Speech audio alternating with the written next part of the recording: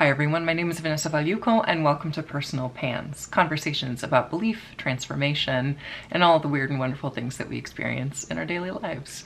Today's conversation is with Jason McConahey, who is one of my favorite people.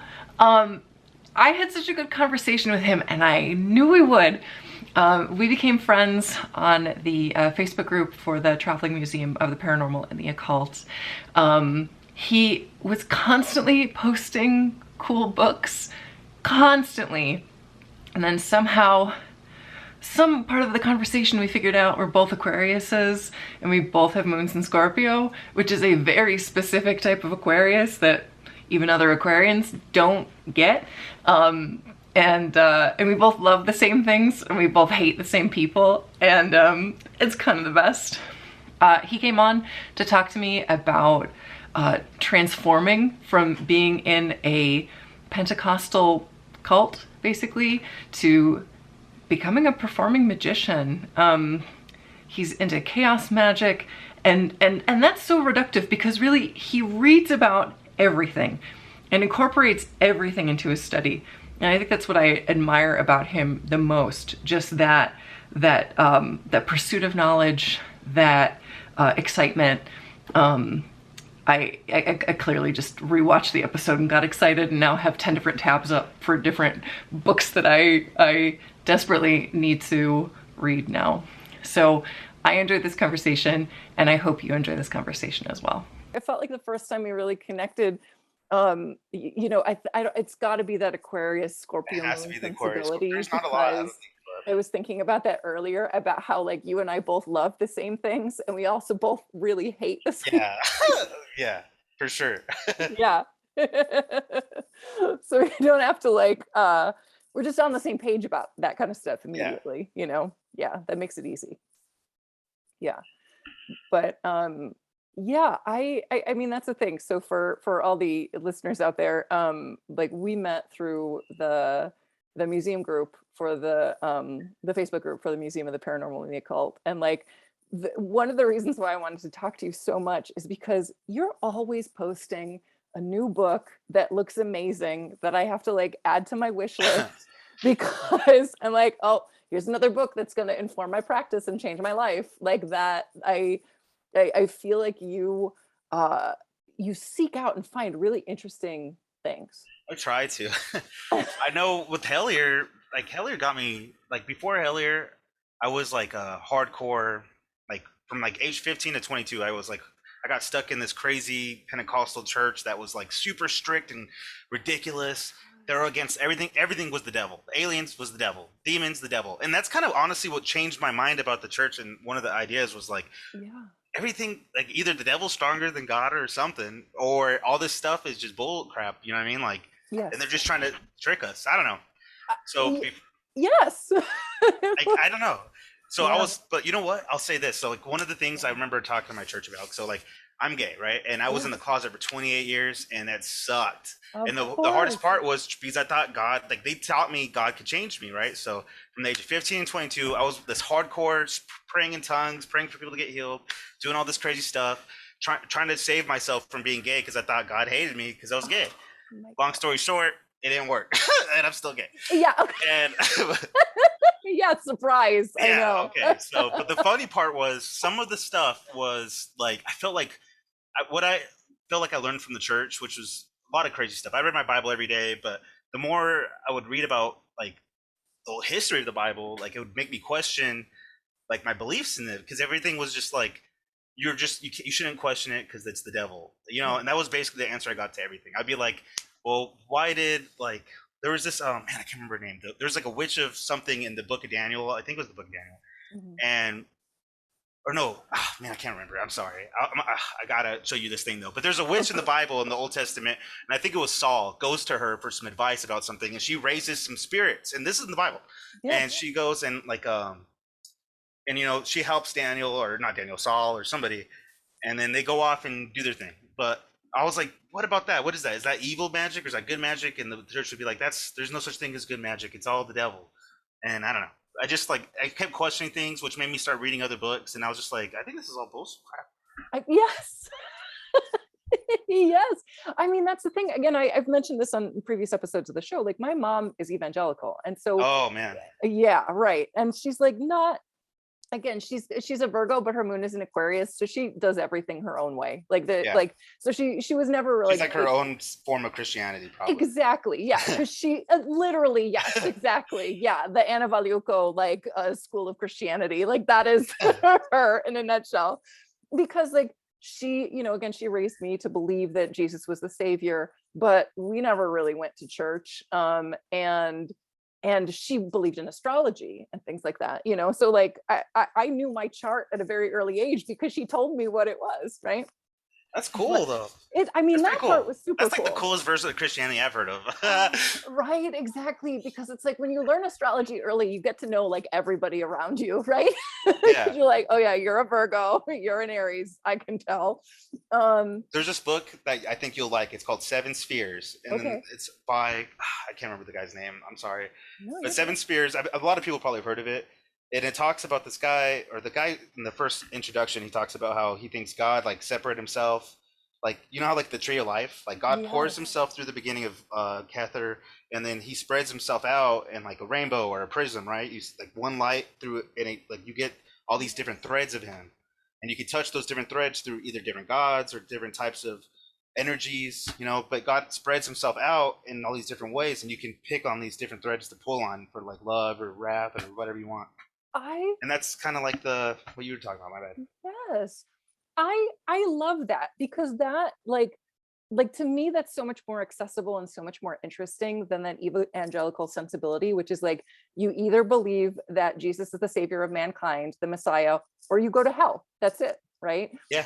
And what you're talking about too, because I have friends and have had friends throughout the years who are evangelical. It's like, any doubt, any questioning is the literal devil talking in your Yeah, ear. and that's the Yes. crazy. If anybody's telling you not to look into something, look into it. Like, that's my advice. Yes. Look into it super hard. Like, make them Exactly. mad because you're reading a book about it. Because, like, you'll never get out of it.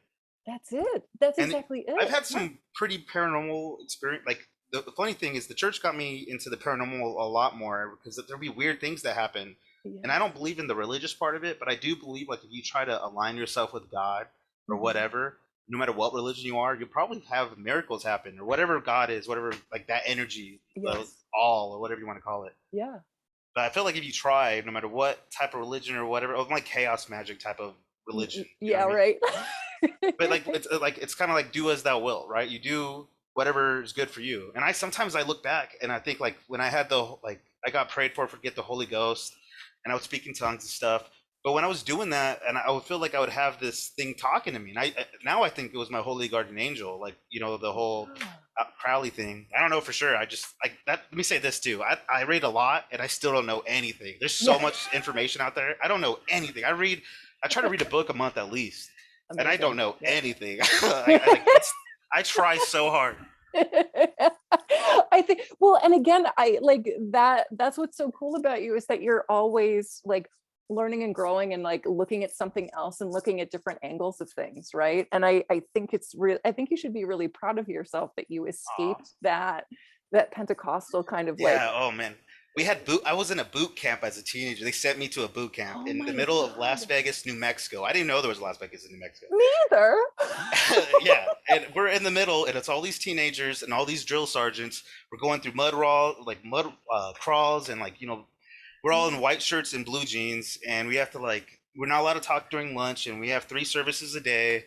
And I was into it. I was like one of the highways. I was like, yeah, God's gonna save us. You're going to hell. Like, I even got a bullhorn one time at high school, and I went across the street with my friend, and he was holding up a sign that you're going to hell, and I was like, repent of your sins with the bullhorn. Like, who does that? Like, Oh my God. like, why? I was brainwashed. The epitome of brainwashed. I swear to God. Absolutely. Well, and that's the thing too, because it's like, when you're in it and everyone around you is telling you that this is the only thing that you can believe and the only thing that you should be, or you are literally going to hell, a physical hell forever. When I left the church, I had nightmares for years. Nightmares about the rapture happening, or me going on the elevator of hell, or God saying, I do not accept you into my kingdom, and I get, like, thrown across, or it was crazy. It took a lot of time to get over it. The magic helped though. I mean, that's great. Exactly. But again, you said you were in it for what, 7 years? 7 years, yeah, from 15 to 22, and Lord, it was yeah. nuts. Of course. Well, and especially what you're talking about, this like intensive, almost cult-like kind It was of. 100%. If you, I don't want to say the name of the church. If you want me to, I will. But no, if you don't have YouTube to. them, like there's all these videos of them being a cult, and like they're in a cult watch group. It just, I don't know. You got to be careful, because like that's what the scary part about this aligning yourself with God thing is, because if you're doing it in the way where other people are telling you how to do it, then you're always going to have to need that in order for you to do it. So like whatever rules they have, no matter how negative and bad they are, you feel the God part, but then you have to do all these rules that are like very negative. Of course, yes. And like antithetical to life, it's like you have to sacrifice so much of what is like inherently human and inherently real about yourself in order to get this access to God, Yes. And it's like, and as you, again, also as a chaos magician, right? It's like, you can find that everywhere, literally anywhere and everywhere. It's crazy. Yes. And it's like, because you realize, I love it too. Exactly. I love it. Because it's like, oh, this wasn't, because again, I used to like, I was raised evangelical. And so, my mom told me, like, if you just believe in Jesus and you ask him into your heart, you will feel him in your heart. And I felt him in my heart and in my body. Yes. Yes. And I think that can go with any religion. And that's why I feel like there's all these different threads of God everywhere. Like, honestly, like after all the books I've read, the one thing I kind of do believe is that like, we're all sparks of God, and like whatever we die, we probably either go back into him and turn into something else or whatever, but we all have the spark of God, like life, right? And I think we could tap into that or pull on different threads in order to do the magic or whatever rules you want to follow. But I don't know. I feel like that's the power, like, is what the life is. I don't know. Yes, I love this so much. I 100% believe this too, right? Because like, again, now I work with different goddesses. Again, I've got like all sorts of different folks hanging out in my cabinet. Me too. Like, I love it. I love it, right? Because it's like, it's different aspect. To me, it's different aspects of one unified thing that we can't even comprehend, right? Exactly. So, and everyone has their own opinion of it, but that's exactly it. But it's like, if you can find those connections in different things, you realize, and it's the same feeling, like I have the same feeling when I feel like Kali Ma is like speaking to me. It's the same feeling in my body, in my heart. It's like, well, okay, this is just a different aspect of the same force that's out there. It's not, again, it's like, because that took some training too. It's like, this is not demonic. Like, this is just a different energetic force, right? Yes. It's got a different name, but I'm not going to hell, like that. But when you get trained that way, that stays in your brain for so long. Yes. That's why it's crazy. So like, I've read all kinds of different books on different types of magic, right? Mm-hmm. And I've had pretty weird experiences every time I've done anything, whether it's sigils or like I do this thing, I lose stuff all the time, and I have a St. Anthony coin. I do this little prayer for St. Anthony. Immediately, every time I find whatever I'm looking for, right away. Love it. And I love it. Like I have the other day my first time I've worked with a demon from the Goetta, right? Oh, yes. And I was doing this thing. I just did something simple. I kind of don't want to say what I did, but totally I did this thing for a message, basically, I guess. Yes. And literally 10 minutes after I did it, and I did that work on my lunch, and I'm in the middle of the desert. I live in the desert. And I'm 29 and I work on a military base. And I could get into some of the UFO stuff too if you want to, but of course. Yes, okay, because there's weird stuff out here in the Mojave Desert, I swear. But so I do this thing for Zagon, this spirit from the Goetta. Mm-hmm. And I don't want to say demon because I don't even believe in that word. Totally. The whole history of it and everything. So I work with Zagon and I ask him for a favor, and I literally 10 minutes after I do this ritual, though, and it's in the book Demons by Damon Brand. 10 minutes after, and I have no service out there, so I didn't even see it. So I get the text message 2 hours later of the thing I was asking for, but it came 10 minutes after. So I finished the ritual at 12:30. At 12:40, I got the message, but I didn't see the message till like 2 o'clock because I didn't have service the whole day. It was so crazy. It blew my mind. I told everyone at my work, I said, it works. Magic's real. I swear to God, it's real. That's exactly it. I love it. And everyone at my work is real cool about it. Like, they ask me to do like good luck stuff for them all the time, or like, hey, I'm gonna go gamble to Vegas, or so I'll give them like a little talisman, or one of them feels like they have bad luck, so I'll give them like the evil eye and everything. It's kind of cool that I swear I've convinced all these people that magic's real. I love it. And I also love that you have become like the like intermediary between like the forces out there and people like on where you work. That's so awesome. But I can't help myself because sometimes I'm a little kind of a prankster, so like Sure. I like to screw with people too. So like I'll get on the Bluetooth and I'll play like a YouTube video of demons whispering just to scare my coworkers, like at the opening shift. So I can't, or I'll set up like a puppet, like this big like stuffed doll in the room, so when they open the door, it's like a monster in there and they freak out. Oh. So I can't. I mean, I do that too, but they know it's good though. I tell them, I'm like, no, this stuff isn't actually scary. It's the movies that make it scary. That's exactly it. Yes, And yes. You're just bringing some fun trickster I energy have to work, to. and I 100% support that. Like, that's Um, amazing. I got one story. This girl I worked with, Brianna, we both were closing, and the whole day we're watching UFO videos, right? Yeah. And this was one of the big UFOs in California that everyone was talking about, but the one we saw did not look like the one on the video.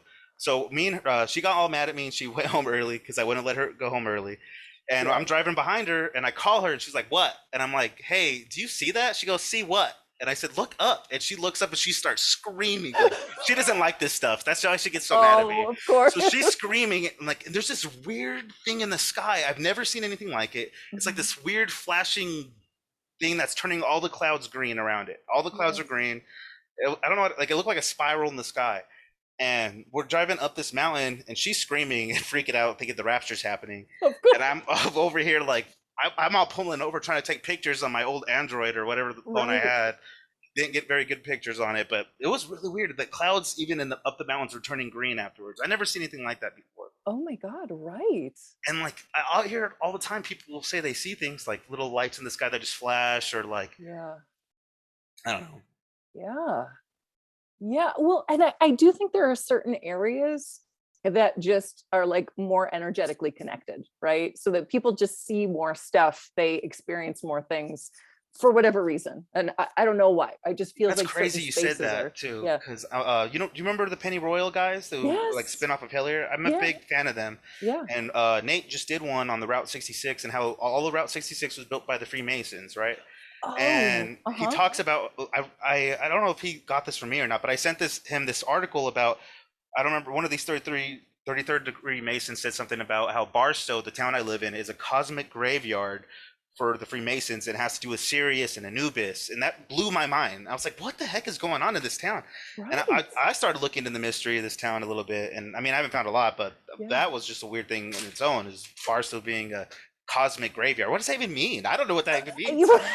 Like, what does that mean? Right. Like, I don't know. but everyone in this town talks about how it's cursed, and people who try to move always end up back here, and that's really kind of true. People move back here like maybe within a couple years. Really? I had a friend who just came back. He left to New York for 5 years ago, and he's back. He's like, Barstow curse. I'm like, huh. Oh my God.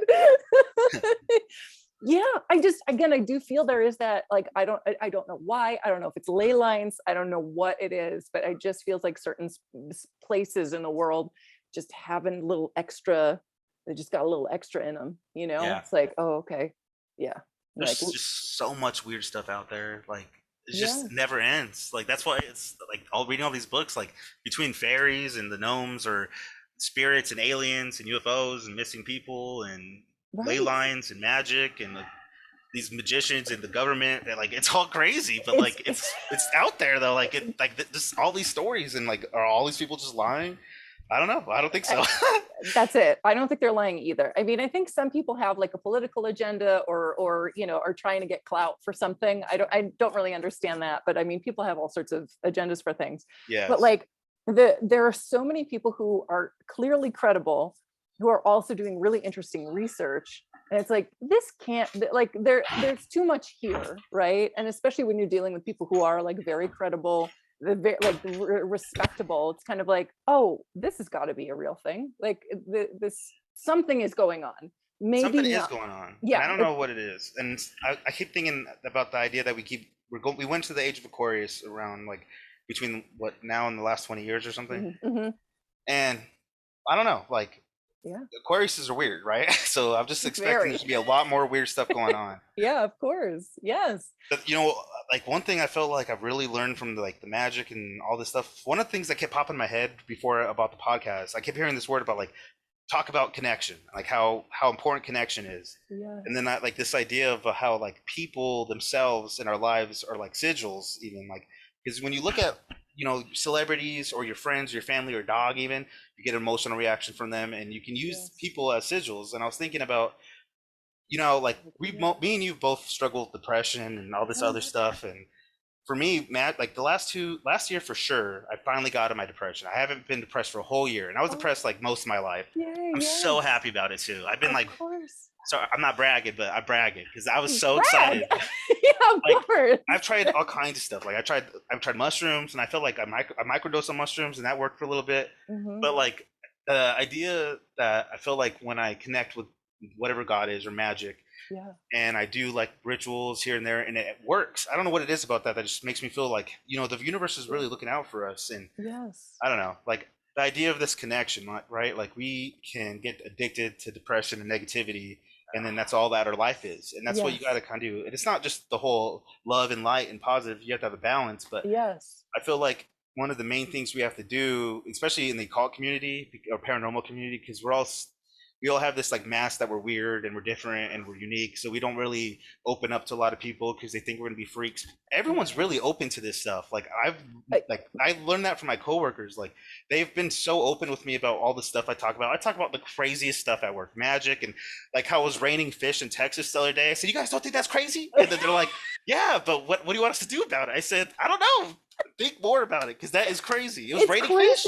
I didn't hear about this. That's insane.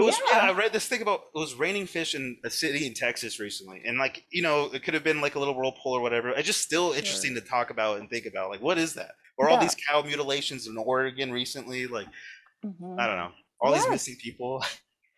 That it's like there's clear again, it's like we might not ever figure out what is going on or like the real root of it, but it's to talk about that. Okay, there are weird things, like we all and what you said, I love it because people are like, no, I've never had anything weird happen to me, and then I'll just bring up like, oh yeah, I'm pretty sure I saw a ghost when I was 7, and then all the stories start coming up, and it's just want to talk about it. They do, but they also, like, the normals don't want to feel like they're a weirdo, right?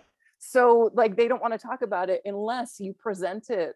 That's my favorite thing to do, is to present. I just love it. Like I'm just going to talk about what I read this book, and I'm like, let me talk to you about this book I just read. Please. I'll literally tell my coworkers like, hey, I'm going to show you this. I got to read this to you. And they're like, I have no idea what you just said. And I'm like, I know, but it's so good though. And I can't help it.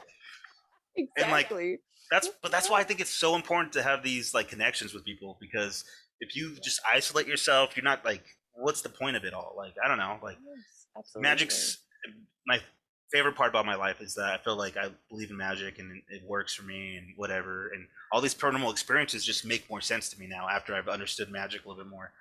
But I just think that the biggest magic in your life, it really is connecting with other people, whether it's online or in your life. Like when you isolate yourself and then you have the negativity on that, it's so hard to get out of that. And I think the reason is because greatest magic in your life is probably going to be the connections you make with other people. Yes. I love that. I 100% agree with that, because it's like the energetic exchange that you have with somebody that you really get along with, that you like feel a connection to, like that. It's incredible. Like anytime I'm talking to somebody and I'm having a really good time, I'm amped up afterwards, and that absolutely feels like a magical working, right? It's like, oh, this energy has been summoned. It is flowing through me. It's flowing with this other person. Like that, again, I like my kind of sense of magic is a little broad, but it's just that idea too of energy exchange, right? It's like you acting in the world in order to impact the energy around you and inside yourself, I remember reading that like even cleaning your house is like a banishing ritual in a sense. You clean your house and you feel better. Like most people I know, when they clean their house, they just feel a lot better. That's just a simple banishing ritual. You don't even realize you're doing it. That's exactly it. Yes. That's why I love the connection thing. Oh, no, my bad. I'm talking for. I'm nervous I love talking. It. I love it. I'm never gonna talk about this stuff, so I'm sorry. I'm just gonna keep talking. Don't ever apologize. I'm loving every single word that's coming out of your mouth. So please keep talking. You talk as long as you want to. I'm sorry, but it's great. The idea of the connection thing, and you said, like you said, you're sending that energy back and forth. that's so important. I think like you need a, because we have these reserves, I feel like, of energy, right? And then you just wait, like they become stale, like a cup of water you leave out. You know, you Yes. just leave it out. But when you're pouring the water back and forth, you're keeping it, you know, like I don't know. Yes. That's just how I Yes. look at it, I guess. And Well, and I love that too, because it's like, again, we've talked about depression before, yeah, and that isolation and feeling isolated. And again, I always think in terms of like neural pathways, right? And so when you're depressed, you're just reinforcing those neural pathways.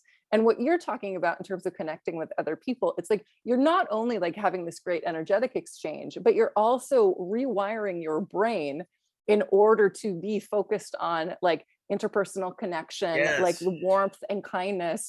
And you're essentially overwriting those depression pathways that have like, kept you alive but not thriving, right? So it's like, it's again brain alchemy, right? Like you're yeah, changing how you look at things and how you engage with the world. Like that's only good, like, and again, also magic, and the yes. best kind of magic, right?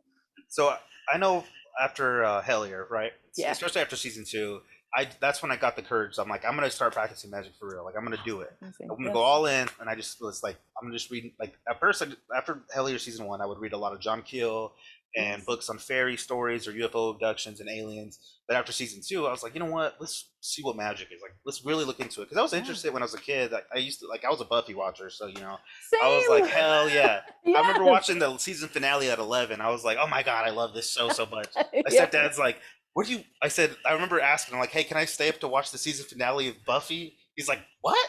And I was like, he's like, you watched that? I was like, yeah, it's like the best show. So, Yes. and then I remember I would be really into the idea of the occult, but then I got into the church and it was all Of evil and course. Yes. everything was demons. And but then Mm-hmm. after Hellier, and I just like saw the ritual of the pan and all this occult Yeah. stuff everybody was into, I was like, this doesn't seem evil.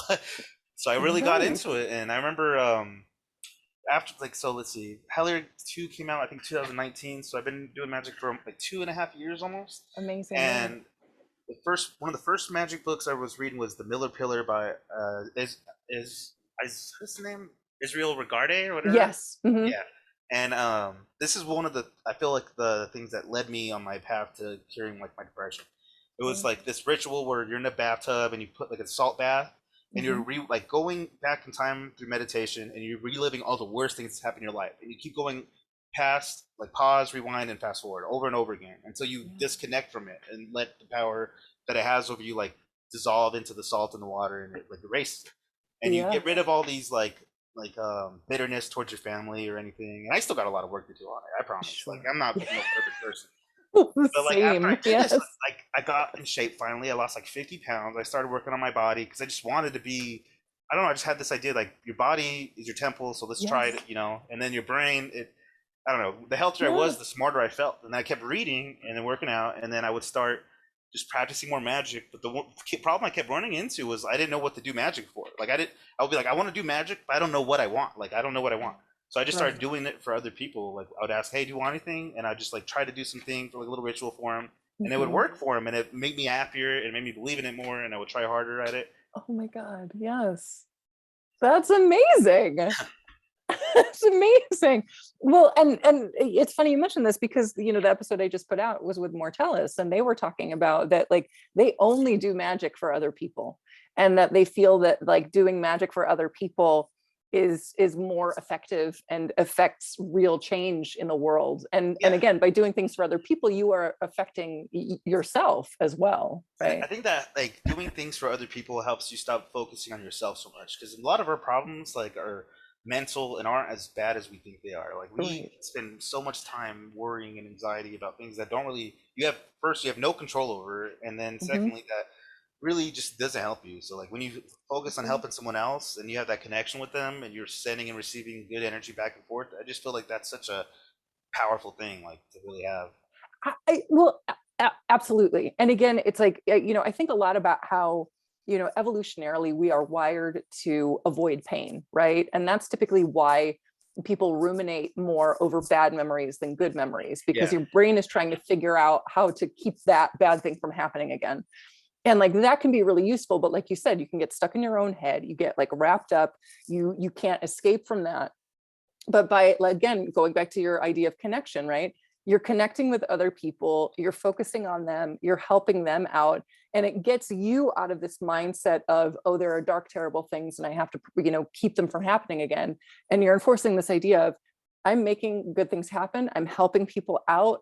I get to watch good things happen for people. Like, and you just have, again, that energetic exchange of like being connected to somebody and wanting the best for them. Like, that is incredibly powerful. Like, that's really beautiful. That's why I think that middle pillar ritual that I did in that book helped me so much, because it helped me like disconnect from my own bull crap and then start focusing like on other people and, having that connection with them. And then I think that's really the first step. The first step I feel like was acceptance, is learning how to accept the problems you've had in your life, but understanding that doesn't define who you are. And you can just forgive, wipe the slate clean, start over if you have to, but just like move forward. Like, don't stay in there. Like, that's why I think connections bring you out of that, because you stop focusing so much on yourself. That's it. Yes. That's so beautiful. Yes, exactly. Exactly. Again, I've been on my own, like we've talked about before, like I've been on my own attempt to like how do you get out of depression? How do you reckon with grief? How do you figuring out how to operate in the world when you're carrying these things, but not wanting to be defined by carrying these things. It's like, okay, this is a part of my past. This will always be a part of my past, but what are the things that I can do moving forward to change my life, to be different, to feel better, to have new and different experiences, so that I am not just defined by these terrible things, right? Yeah. It's real important not to be defined by anything. Like, you have to choose the life you want. Yes, exactly. And again, it's all up to you. Like, you can't expect anything from anybody else. And that's not a negative as it sounds. Really, if you understand that everything that in your life, you choose what you want out of life. That's why I feel like a lot of the time I realized I was miserable for so long, because I thought that was the only way to be. And I decided I didn't want to do that anymore. Which is perfect, right? It's like, it's learning to reprogram your brain, right? Like, we are more plastic than we think. Yeah. And it's just, you decide, you're like, I'm not going to live this way anymore. I'm going to at least try to do something different. And I think that's why you and I both have that like chaos magic sensibility, because it's like, okay, I'm going to try this thing and see how long it works for me. If this stops working for me, I'm going to try something new. And that empowerment of knowing, like, I am the one who is I'm leading this, right? Yeah. So I can respond to what's happening. I can make different choices. It's incredibly empowering, because you're not stuck with, well, the Bible says this, or Jesus says this, and the church says this, so I have to do it. It's like, no, let's constantly learn and grow and figure out the best model for what this thing could be. It's like, okay, well, maybe this doesn't work anymore, but I can read this new book and take some passages from it, and that might change my life. Your life, yeah. Like the whole synchronicity idea, right? You follow your own synchronicities because they're meaningful to you. That's the whole point of them. Exactly. I remember one of my favorite people from Hellier is Tyler Strand. I love Tyler. I think he's an awesome person. I love listening to his live streams. He's super funny, and he just gets to the point. Yeah. But one of his live streams he did, I can't remember, it was on Twitch. I can't remember the podcast. But he was talking about the balloons, right? And he was like, I don't know about everyone's thinking all those balloons are real. Like, I don't know how much of a synchronicity that has with Hellier. It might have something to do more with them as an individual. And that's what I was thinking. Like, it definitely has to do more with the individual. Like, right after the podcast ended, like 2 minutes before Stater Brothers closed this grocery store, I went in and the people in front of me bought a blue star balloon. And I just like started laughing hard as I bet they all thought I was crazy. I just could not stop laughing at this blue star balloon, because I was just thinking, people was just talking about how it's the synchronicities for the individual, and it just blew my mind. It also said something about how when you're in the current, and like I feel like that has to do with the synchronicities as well. I absolutely think that synchronicities are communications from whatever is going out there. Whatever, but that's so cool though, because that means it's looking out for us. Like, when you really see them, you start to realize that the universe really is looking out for us if you take a chance to listen to it.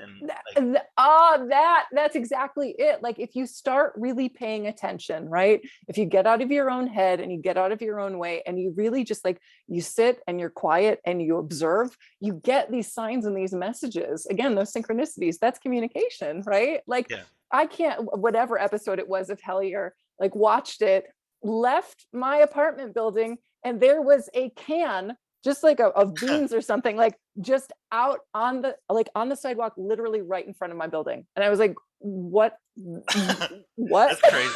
Yeah, right. Again, I've lived To here for like anybody 10 else, years. they're just gonna be like, it's just a can. But It's just a can. literally Exactly. just finishing Hellier, I would be like losing my crap too. You know what I mean?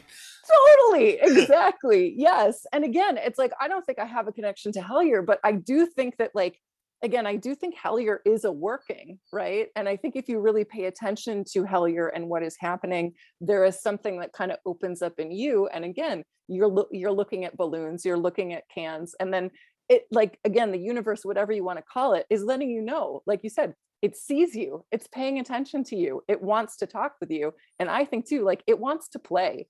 I think the Yeah. universe is a playful place. And I think if you engage it with a sense of play, you can make amazing things happen. Yeah. And like, who doesn't love that? You know, who doesn't want that? I had what happened recently? My friend, I had a couple of friends come over last Friday or last Saturday, and one of my, I have this guy who's staying with me right now, and he like was on the floor crying in pain, just so much pain. Like he thought he was having a hernia. Oh, And God. I like looked through one of my books. I got this one called "Doctoring the Devil: Notebooks of the Appalachian Conjure Man," and I thought it because Appalachian magic.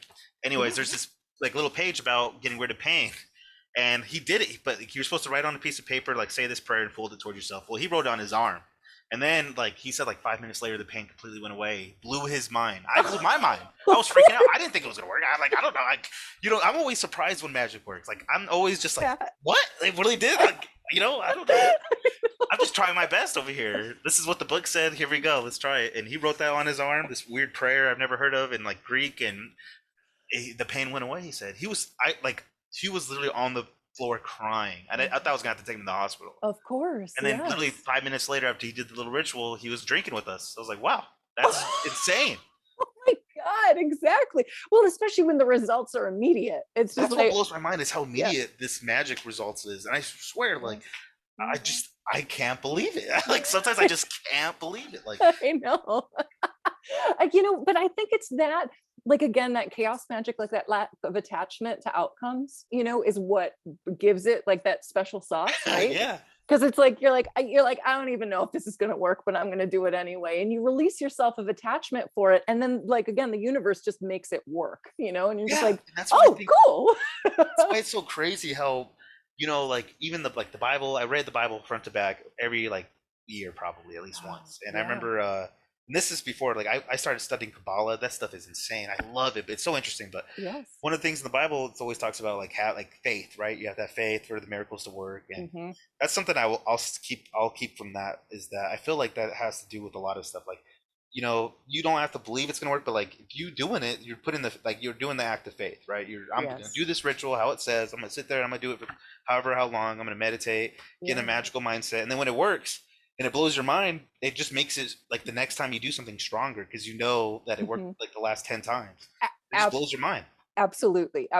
And I think that sense of wonder helps create more energy and more magic, like you said, to make the future spells that much more potent, because you have that confidence and that sensibility of like, oh, the world is a magical place and I can be a part of it. It's not just like magical and I'm outside of it, right? It's like, no, I am working with it. Like I'm connected. Like that is, again, incredibly empowering and just fun also. Like, oh, cool. I can stretch these muscles I didn't even know I had, It's awesome. Man, I just think it's so crazy how everybody out here, like, I feel like there's a lot more people like after Hellier, I think really was like a giant initiation ritual for magicians. And I'm so happy I was one of them. Like, I'm so grateful to Hellier. Like, I got rid of depression. I used to be like hardcore addicted to pills like a couple of years ago. It helped me get through that. I remember Dana at Magic of the Month class.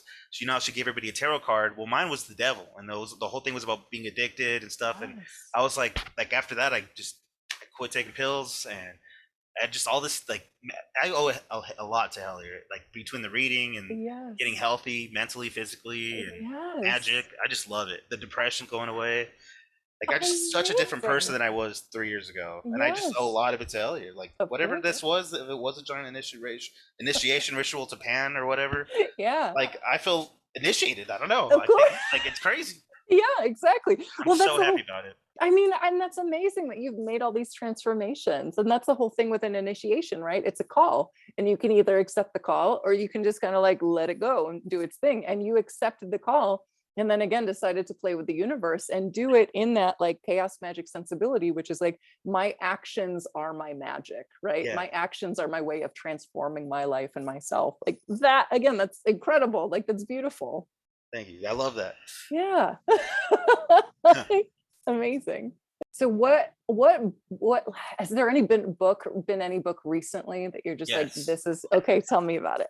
It's called The Search for Abraxas. So I've been going down this crazy rabbit hole of Abraxas, right? Okay. He's a Gnostic god. Like he was like between the devil and God, the Christian God, I think. Mhm. And he was like the god of liminality almost, it felt like. And I've been feeling called to him, right? Yeah. So I found this book called The Search for Abraxas by Neville, Drury, and Stefan Skinner.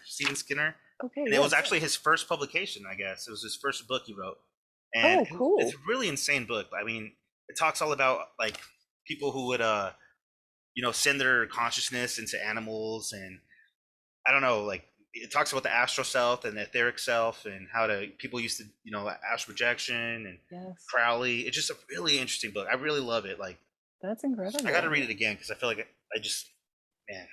so I'm reading this. I just finished this recently, and I don't know. So Abraxas keeps popping up everything for me. I recently got the Black Books by Carl Jung, and I got them on sale. I was at Barnes and Nobles, and I was gonna get something for somebody else, but then they said all the hardcovers were half off. But I look over in the corner and I saw the whole package of the Black Books. I was like, "Ooh!" I said, "This is half off," and they're like, "Yeah." I was like, "Oh, screw my friend! I got to get this." Like I had to. And literally the first book, I start flipping through the pages, and I see the sigil for Abraxas, and it has to do with frogs.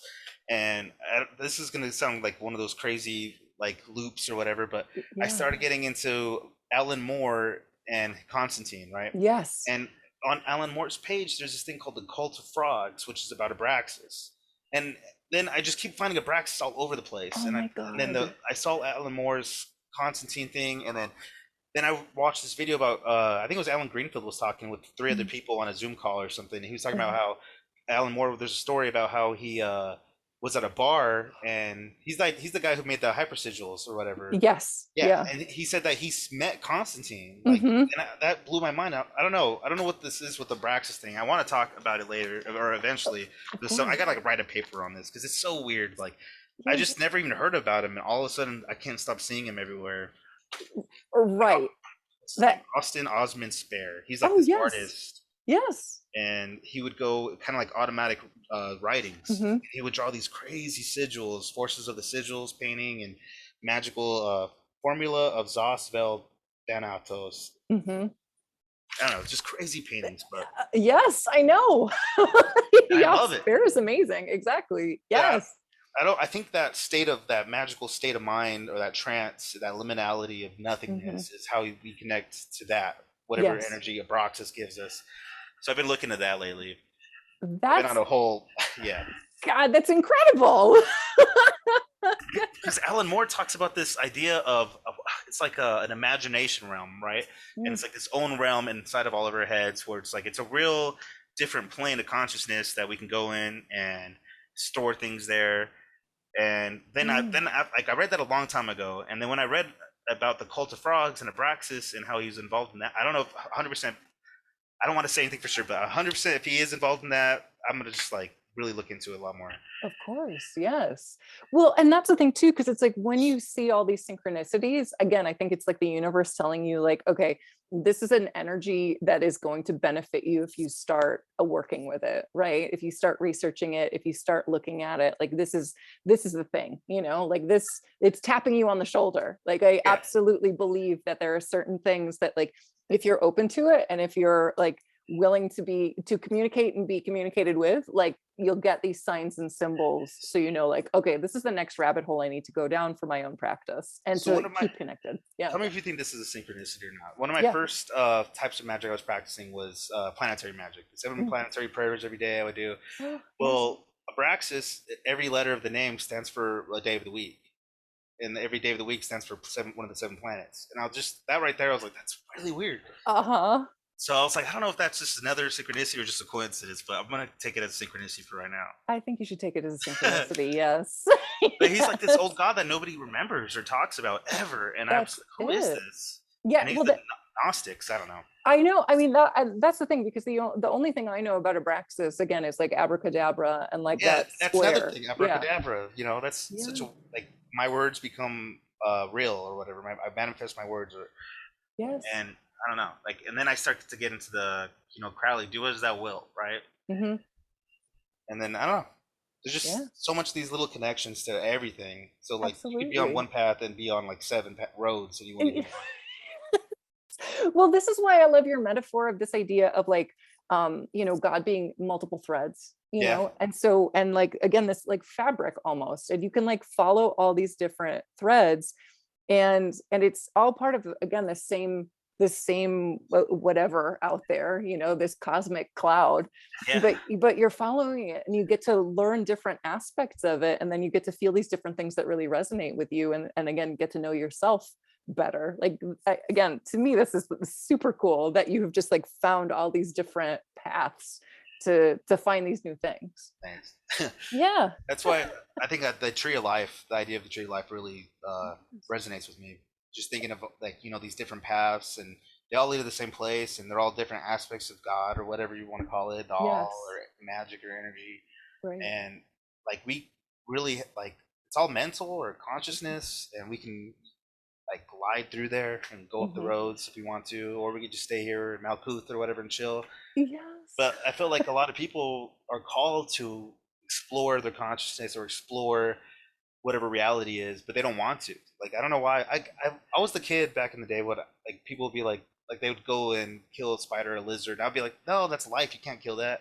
And they'd be like, why are you so deep all the time? I'm like, I don't know. Like, I don't know why I'm like that. If you want to talk about sports, I want to talk about, what do you think God is? What do you think happens after we die? That was like my main question. What happens after we die? Yeah. Like, we were talking about Power Rangers. I was like, oh, I don't know. Yeah, I was the kid when I was like like 8 to 11. I would try to think about infinity or eternity, and I would have panic attacks. Like, for real? For real, because like that's the kind of stuff that I was also always thinking about. Like, I didn't try to talk about it with kids, because I was just like, I'm just gonna be my own little depressed self and deal with it, you know. But like, I was always thinking about like, what are these concepts, you know, that freak me the fuck out. That's why quantum theory was so interesting. Like, the whole, what is that? Man, I wish I have like no memory right now. That's okay. That particle, when you notice the particle, it does something different. Yes, Am I thinking exactly. Yes, yeah. It's like you can only observe, like the observer. Yeah. Yes. I know there's some quantum physics thing, and I was thinking about that in the sense of magic. Like, you know, the universe notices when we're noticing it, and I feel like that was the whole point of it. It's like, you know, you take notice of it, like how we did when we were kids, and just like wondering these things, and it leads down all these different roads, and then eventually we're trying to figure out what God is, and then that it's, whether it's prayer or magic or meditation or whatever you want to do, you can find it. You just have to look, and probably the universe is going to show you how to do it for you specifically.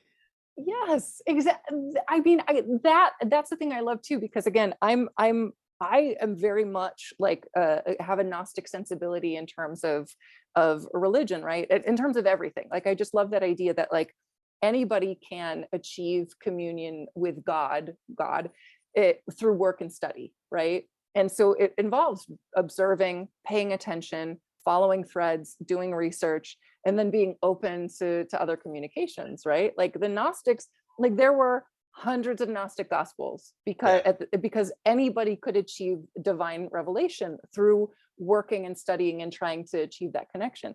Like that, again, that's really powerful. And like so much of society and so much of this world is constantly trying to distract us from the really important things, those really important connections, because like you said, everybody has their individual path to God, right? Like religions try to say like, no, there's only one path and it's our path, and you need to tithe every year because we need our money. The 10%. I did that for 7 years. I got a job at 15 so I could give. And by the way, it was tithes and offerings. It's not just tithes. That's already, the tithes are already God's. The other 10% is the other offering. And that's the part you get blessed. So you don't get blessed with the tithe, you get blessed with the offering, because the tithe is already God's. So I gave 20% of my check for 7 years. Ooh, that's a lot of money. That is a lot of money. At least I can claim it on my taxes at the end of the year. Oh shit. That's true.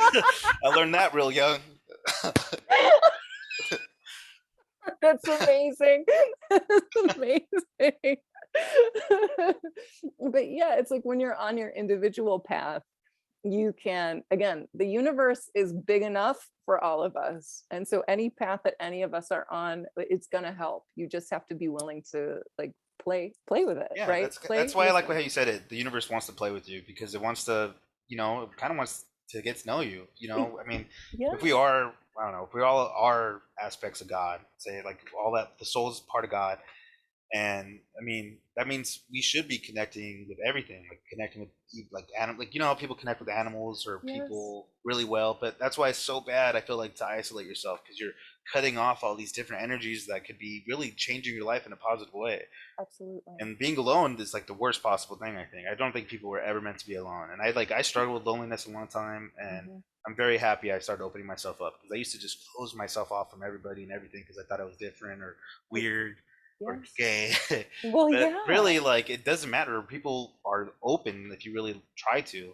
Everyone's hurting, everyone's in pain, and that that's why we're here. We're here for each other, and then we die. Yes, exactly. Like we have this incredible ability.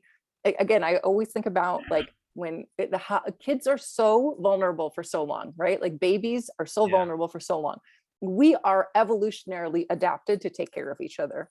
And as we are disconnected from that, like that's why I think you see all these people with, myself included, depression, anxiety, life it's getting worse with the frustrations. COVID thing. We're all getting more and more locked down, and we think social media is replacing real human contact, and it's not. That's why you really need to go outside and go hang out with a friend once in a while. Wear your mask, do whatever you got to do, but go be with somebody because they need it and you need it. Like, even if you don't think you need anybody, you do. Like, we all need each other.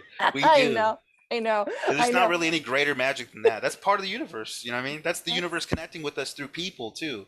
I love that. Well, and especially what you're saying, like all of us as being like an aspect of God, right? Kind of this like expression of God. You are meeting God in other people, right? And you get to know each other and get to know this like higher energy through that interpersonal exchange. Like that is one of the most important things. I think you're right. I think it's one of the most important things that any of us can do in order to be like fully human and to help connect with the divine or whatever we want to call that other energy. Yeah.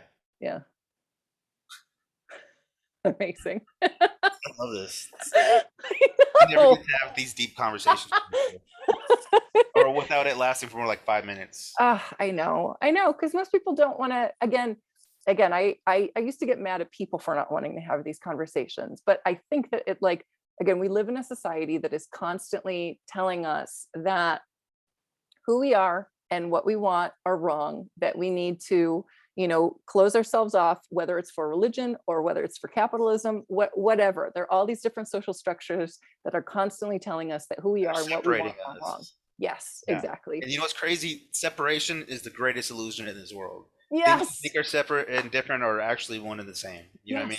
Yes, absolutely. Well, again, with Kali, right? Like most people know about like Tantra because of tantric sex, but like this, it's this practice of, okay, the illusion that we have between the sacred and the profane is like, that is an illusion, right? Like there is no difference. So there's the idea of like, tantric priests like praying to Kali, where they're like being like smoking cigarettes because it's this understanding of like this middle ground, right? Like we think these things are unholy. They're not. Like they're all part of this great big cosmic soup that we're a part of.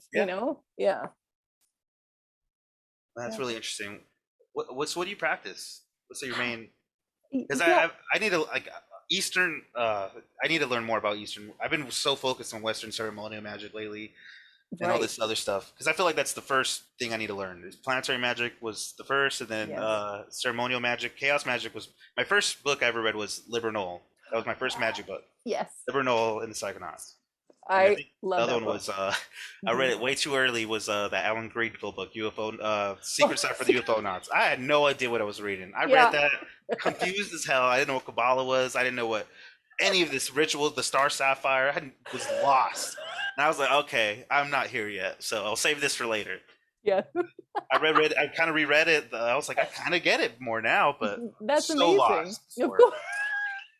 I do that now. I was trying to read books. I had no idea. Even like the everyone says read the first 4 books of Agrippa. I had no idea what the hell I was reading the whole time. Like, it was like, what the hell is this? Like, I have no idea.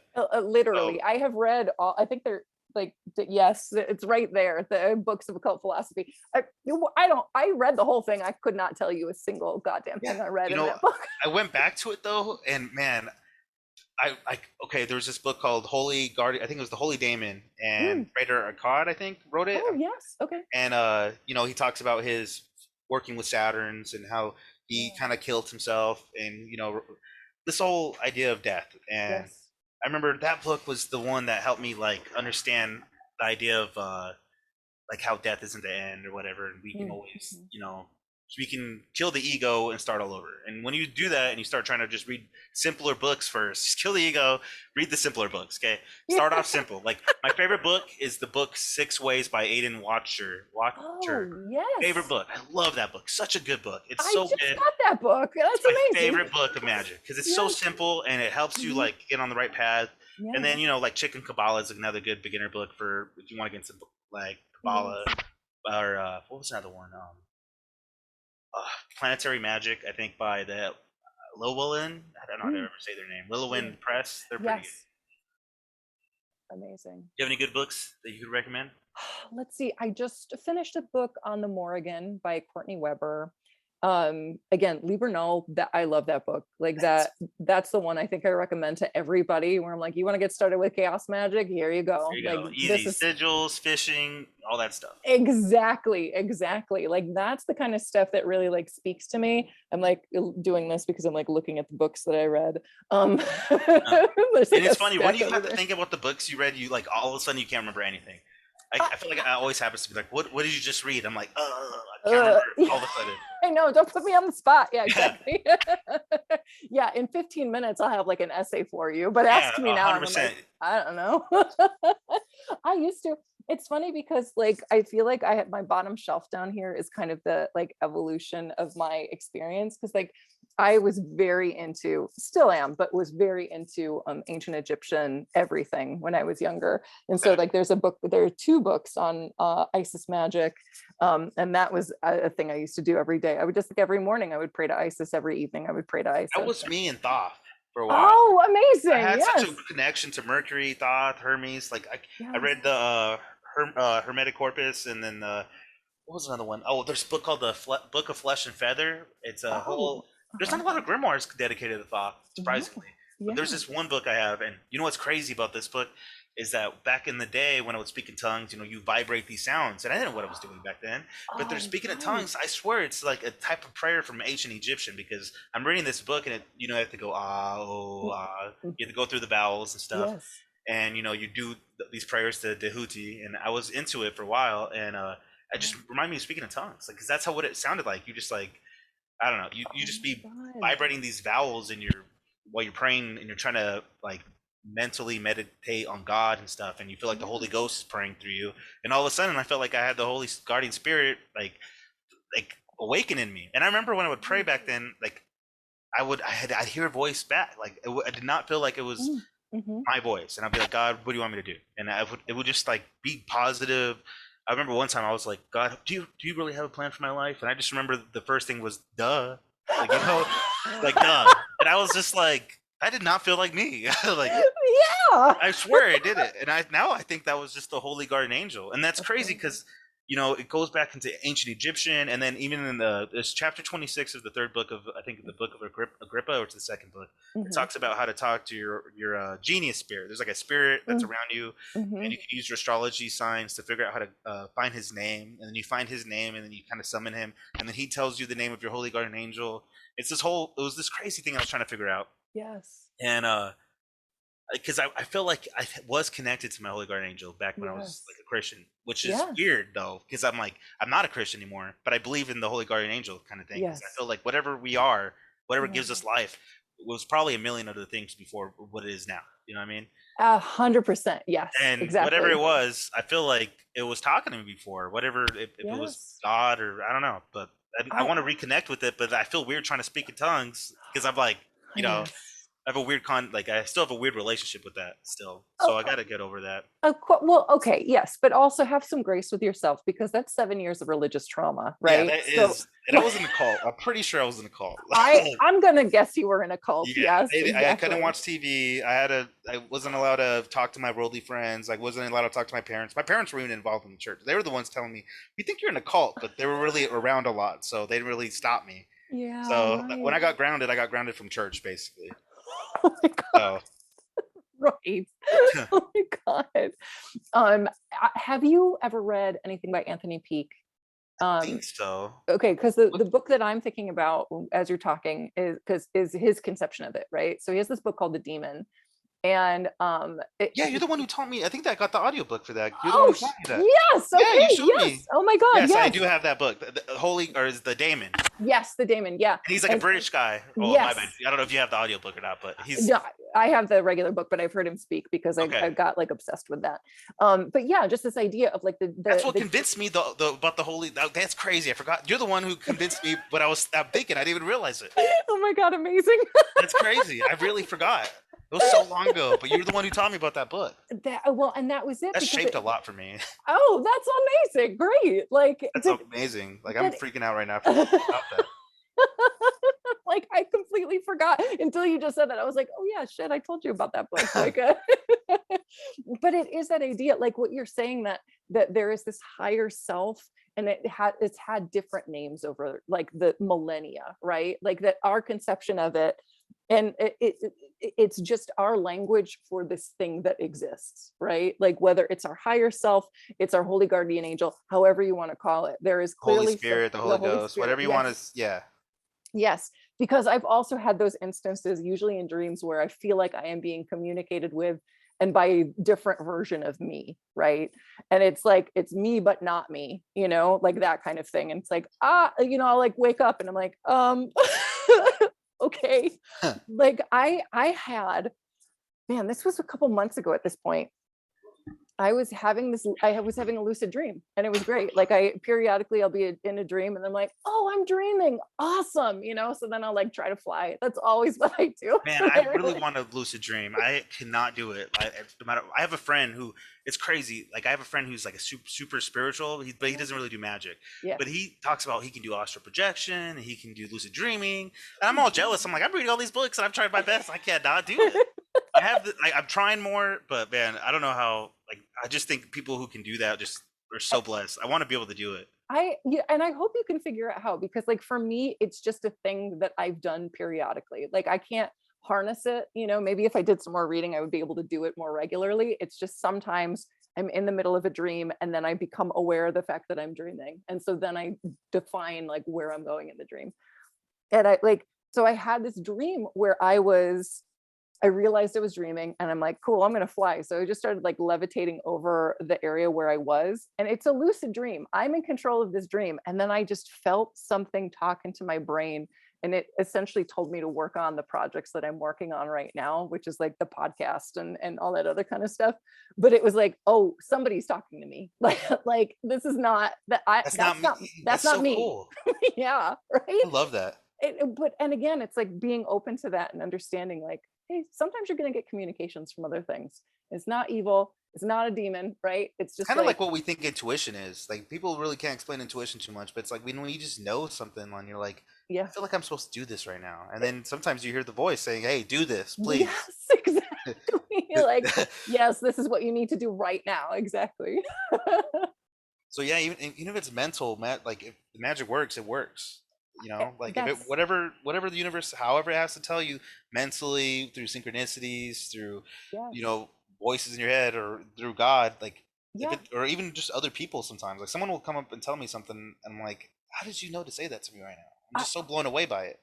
That's happened to me before, where somebody a stranger on the street has like said something to me, or like I remember this woman once, like we were waiting for cabs and like just chatting, and all this, she saw a cab, she hailed it, and she was like, that one's for you. And I got in there, and I ended up, it was when I was having this like kind of crisis of faith about my jewelry business, and I ended up talking to him about what I was doing. And he said to me, again, this man I just met, starting your own business was the smartest thing you've ever done. What? That's crazy. I know. What? Yeah. That's crazy. I love that though. Like, that's what I'm saying. Like, the universe is just gonna tell you however it has to, but you just gotta listen. Like, just listen for it. Pay attention to it. Exactly. It will find the channels for you, however it has to. You just gotta be open. That's exactly it. Yeah.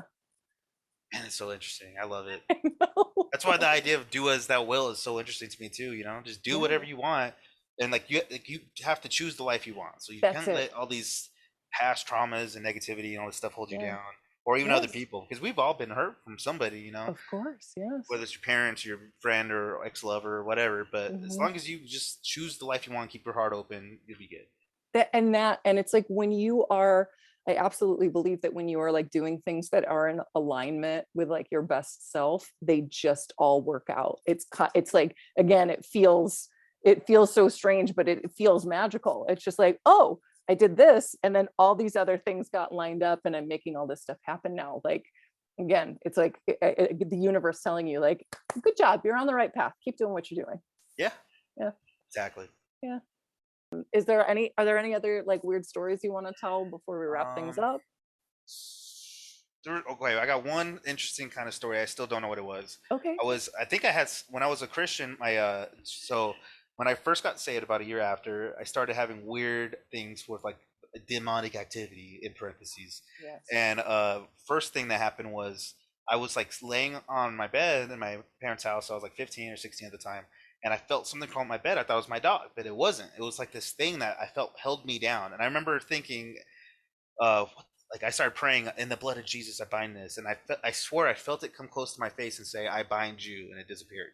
And I don't know if that was a dream. Like, I look back, I remember telling that story so many times when I was a Christian. It blew my mind, and it was really weird. And then, like, I remember 2 days or 3 days after that, I'm outside waiting for my church to pick me up and come pick me up from my house. And I'm outside waiting in my little suit and tie. And I hear this voice right next to my ear saying, can you hear me now?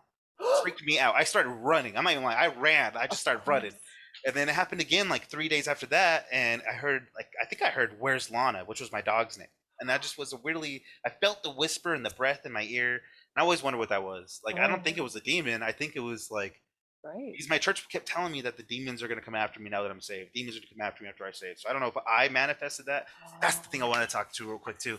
Yeah. Manifesting stuff. I accidentally manifest stuff all the time now. I started practicing magic more and more. Really? Like, I'll be driving up this mountain from work, and I really was like, oh, I hope I don't get a flat tire right now. Flat tire. I was like, damn it. And stuff like that happens to me all the time. Like, oh my god, I'll be like looking at my drink, and I'm like, I'm gonna spill my drink right now, and somehow, one way or another, like 2 seconds later, I spill my drink. I'm like, why did I do that? I knew that was gonna happen. I still did it. I don't know if it's me manifesting it or what. Right. I don't know. Like, or I'll be like, okay, so we have a morning shift at my work, from 6 o'clock to 2:30, and I wanted to work it. Yeah. I really wanted to work the morning shift, and literally one of the guys that were supposed to work it got COVID, and then the other one just some reason couldn't get on base. And my boss, he loves listening to my stories, because he's like, it just blows his mind and he thinks it's crazy. But he goes, you did this, huh? You did this. I'm like, what? He goes, you got them sick so you could work morning shift. I said, no, I did it. He said, you did your voodoo, and look at that. And I'll just be laughing. I'm like, maybe I did. Like, I don't know. Just, like, random stuff like that will happen a lot, where I just will be thinking of something I want. Like, I try to quit smoking, and I'll be thinking like, oh, I really want a cigarette now, and literally like a full cigarette will just like be on the floor next to me. So like I'll be walking, just a whole perfect cigarette. I'm like, what the heck? Yeah. Like, why does this happen? Like, so I don't know. I think it's when you start really practicing magic, you got to be careful what you think, because I think you really do start manifesting things by accident. Yeah, I think you are just able, because again, you're playing with the universe, so you're just able to like bring more stuff into your life. You know? Yeah. That's just one weird story, though. I love it. Amazing. Thank you so much for listening and or watching, depending on where you have consumed this particular podcast. If you're interested in keeping in touch with Personal Pans on latest episodes, other random things that I post periodically, you can find me on Instagram and on Twitter at Personal Pans.